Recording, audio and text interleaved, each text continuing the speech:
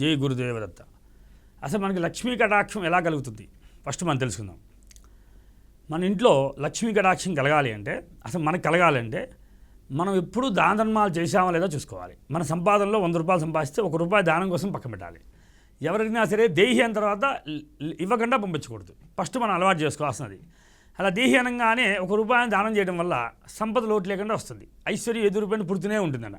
అంటే రుణం మన భూమి మీద పుట్టినప్పుడు ఫస్ట్ మనకి ఏమున్నదో తెలుసుకోవాలి. జాతరీత్యా రుణం అనేది ఉందా లేదా, అసలు మనం రుణగ్రస్తులే పుట్టామా లేదా తెలుసుకోవాలి.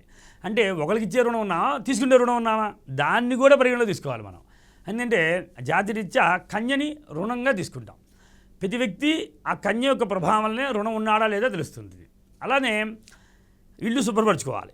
ఈ కన్య ఆ స్థితి జాతకంలోకి వెళ్తే ఆ కన్యలో ఎవరున్నారు, ఎవరు లేరు, అయితే ఎవరు లేకపోతే రుణం ఏమి లేదని తెలిసిపోతుంది. ఎవరున్నా అంటే రుణగ్రస్తులు లేనట్టుగా తెలిసిపోతుంది. ఆ గ్రహాలన్నీ శుభస్థానంలో ఉంటే ఏ రుణం లేదని తెలిసిపోతుంది. ఎప్పుడైతే ధనాధిపతి భాగ్యంలో ఉన్నా, ధనాధిపతి పంచమంలో ఉన్నా డబ్బు తిరిగిలేదు, ఇంకా సమృద్ధిగా వస్తుందని చెప్పచ్చు. శని ఎప్పుడు కూడా సప్తమంలో ఉండకూడదు. ఉన్నట్టయితే ధనాన్ని ఇవ్వడు. అది మనం గుర్తుపెట్టుకోవాలి. పొరపాటున శని దశమంలో కానీ పడ్డాడంటే జీవిత పర్యంతం కూడా మీరు పూర్వజన్మ చేసిన ధనాన్ని మొత్తం కూడా వాడేస్తారని లెక్క. అదే కనుక ద్వితీయంలో ధనస్థానంలో కనుక కుజుడున్నాడంటే మీరు ఎంత సంపాదించినా సరే మీకు సరిపోదని, ఎంత సంపాదించినా మొత్తం వృధా ఖర్చులకే సరిపోతుందని లెక్కేసుకోవాలి. అందుకే ద్వితీయంలో ఒక కుజుడు కూడా చాలా ప్రభావితుడు. అంటే ద్వితీయంలో కుజుడు ఉండకూడదు, దశమంలో శని ఉండకూడదు. అలా ఉన్నట్లయితే మీ తాత సంపాదించిన ఆస్తిని అంతా కూడా కరగబెట్టేసి ఇంకా సంపాదన లేకుండా నార్మల్గా బతుకుతుంటారు దశమంలో శని ఉన్నట్టయితే. అదే ద్వితీయంలో కుజుడు ఉన్నట్టయితే సంపద అంతా వృధా చేస్తుంటారు. ఈ రెండింటిని పరిగణలో చూసుకుంటూ జీవన ప్రయాణాన్ని వెళ్ళాలి. తర్వాత రెండోది ఏం చేయాలి, మీరు ఈ 2 దోషాలు పోగొట్టుకోవాలి. అవి రాకుండా ఫస్ట్ క్లియర్ చేసుకోవాలి జాతకంలో. అప్పుడు మనం ఎలా మానవ ప్రయత్నంగా ధనం వస్తుందో చూద్దాం. ఫస్ట్ ఎప్పుడు మొహం కలగల్లాడుతూ ఉండాలి, ఇల్లు శుభ్రపరచుకుంటూ ఉండాలి, ఇంట్లో బూజు అలాంటివి ఉంచుకోకూడదు. ఎవరు వచ్చినా ఇంటి ముందు నీట్గా ఉంచుకోవాలి. ఇంటి ముందు గుమ్మ ముందు చెప్పులు ఉంచకూడదు. చెప్పులు ఇప్పుడు కూడా పక్కగా కనబడకుండా పెట్టుకోవాలి, అలా నీట్గా ఉంచుకోవాలి. ఇంట్లోకి ఎవరు వచ్చినా సరే కాలుడుకొని వచ్చేట్టుగా ప్రయత్నం చేసుకోవాలి. ఎప్పుడు మలినమైన బట్టలు వాడకూడదు, చినిగిపోయిన బట్టలు అసలు వాడకూడదు. ఎప్పుడు శుభ్రతగానే ఉండాలి. ఎంత నీట్గా ఉంటే అంత మంచిది. ఇల్లు ఎప్పుడు కలగల్లాడుతుంటుంది. చీపిని ఎప్పుడు చాలామంది అందరూ కూడా ఏం అలవాటు పడ్డారంటే చీపిని ఊడ్చేసిన తర్వాత దాన్ని తిప్పి పెట్టకుండా అలానే ఊడ్చినట్టే పెడుతున్నారు. తద్వారా సంపద అంతా కూడా ఊడ్చినట్టుగా పోతూ ఉంటుందట. అది కూడా గమనించండి.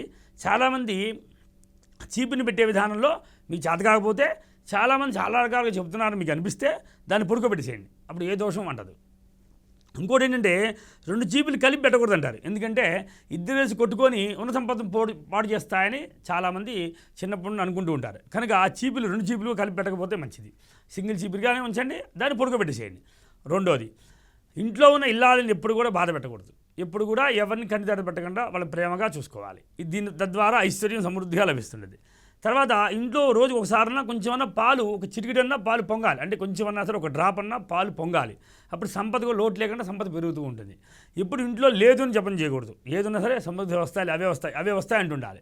మీకు తెలియకుండానే సంపద వస్తూనే ఉంటుంది. అప్పుడు అంటే నా ఇంట్లో సంపద చాలా ఉంది, చాలా సమృద్ధిగా ఉంది అంటుండాలి. అప్పుడు సంపద లోటు లేకుండా భగవంతుడు ఇస్తూనే ఉంటాడు. ఎందుకంటే తథాస్తు దేవత తథాస్తు అంటారన్నమాట. అంటే మనం ఎప్పుడు కూడా ధనం లేదు అని జపం చేసిన దానికన్నా ధనం ఉన్నది, సమృద్ధిగా ఉన్నది, పరమేశ్వరుడు ఇంకా ఇస్తూనే ఉన్నాడు, నాకు లోటు లేదు అనుకుంటూ ఉండాలి. తద్వారా ఇంకొకటి చాలా ముఖ్యమైన విశేషం అంటే ఉత్తర స్థానంలో కుబేర స్థానం ఉంటుంది. బీరువా కానీ ఒక లాకర్ కానీ పెట్టుకొని అక్కడ కుబేరుడు బొమ్మ కానీ లక్ష్మీదేవి బొమ్మ కానీ ఇలా ఐశ్వర్యం కింద ఇలా కురిపిస్తున్నట్టుగా ఉన్న ఫొటోస్ పెట్టుకోవడం వల్ల కూడా మీకు ఐశ్వర్యం సమృద్ధిగా లభిస్తుంది.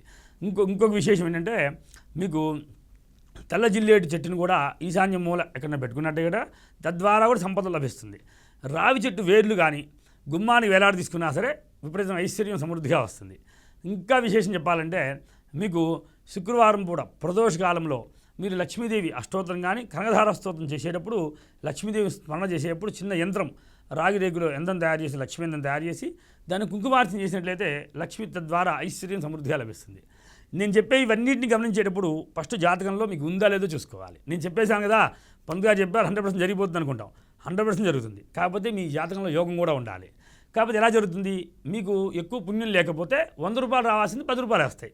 రావడం మాత్రం తథ్యం, 100% జరిగితే రాసింది. ఎందువల్ల అంటే నేను చెప్పిన మాట కాదు. చాలామంది ఋషులు వేదంలోనూ శాస్త్రంలోనూ అన్నింటిలోనూ సమృద్ధిగా చెప్పారు. ఈ ఐశ్వర్య విషయంలో ఐశ్వర్యం ఎలా పడితే అలా రాదు నాన్న, సిరి వచ్చేటప్పుడు చెప్పదు, సడన్గా వచ్చేస్తుంది, పోయేటప్పుడు మాత్రం చెప్పి వెళ్తుందట. అందుకే మనం కూడా సంపదని వచ్చినప్పుడు సమృద్ధిగా దాన్ని ఎంతవరకు అవసరమో అంతవరకు వాడుకోండి. రూపాయి కదా అని చెప్పేసి ఎక్కడ పడేయకూడదు. రూపాయి సహా కళ్ళగద్దుకొని జాగ్రత్త పెట్టుకోవాలి. అప్పుడు లక్ష్మీదేవి ఆహా వీడు నా మీద చాలా శ్రద్ధ గలవాడు అని చెప్పి సమృద్ధిగా సంపదను పెంచుతూ ఉంటుందట. అందుకని ఫస్ట్ మీకు రుణంలో ఉండాలి, జాతకంలో ఉండాలి, తర్వాత గోచారంలో ఉండాలి, భవిష్యత్తులో కూడా చేసిన ఆధారంగా మీ జీవితం ప్రశాంతంగా వెళ్తుంది. సంపద లోటు లేకుండా ఉంటుంది. వచ్చిన సంపద వృధా చేసుకోకూడదు. చేసుకున్నారంటే జాతక దోషం ఉన్నట్లెక్క దాన్ని క్లియర్ చేసుకోవడం మంచిది. జై గురుదేవ దత్త.